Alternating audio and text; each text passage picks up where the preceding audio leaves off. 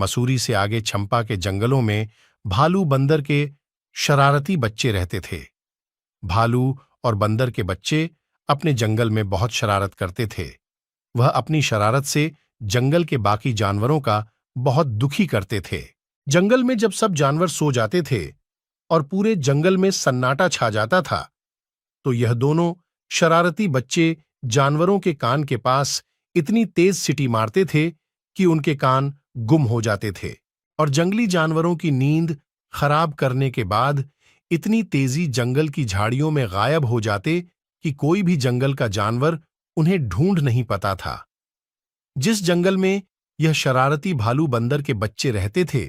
उसी जंगल में एक बहुत सीधी सादी बिल्ली रहती थी। इन शरारती बच्चों की शरारत के डर की वजह से बिल्ली रात को कभी झाड़ी के अंदर चुपकर, कभी पेड़ के ऊपर छुपकर सोती थी। रात को जंगल में जब जानवरों के सोने के बाद सन्नाटा हो जाता था, तो भालू बंदर के शरारती बच्चे उस सीधी सादी बिल्ली से शरारत करने के लिए उसे जगह जगह ढूंढते थे।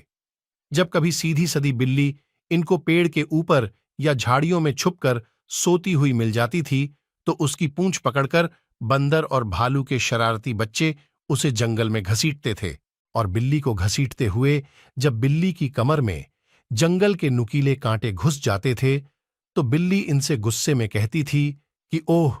कल मुंहो, मुझे छोड़ दो।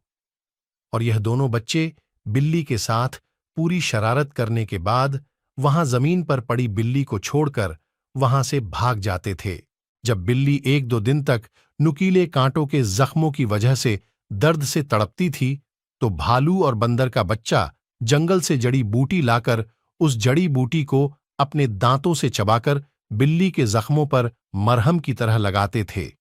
जंगल का एक गैंडा भालू बंदर के बच्चों से उनकी शरारत की वजह से उनसे बहुत नफरत करता था। गैंडा जब इन दोनों बच्चों की शरारत की वजह से बिल्ली को दर्द से तड़पता हुआ देखता था, तो भालू और बंदर के शरारती बच्चों को जमीन पर पटक पटक कर पीटता था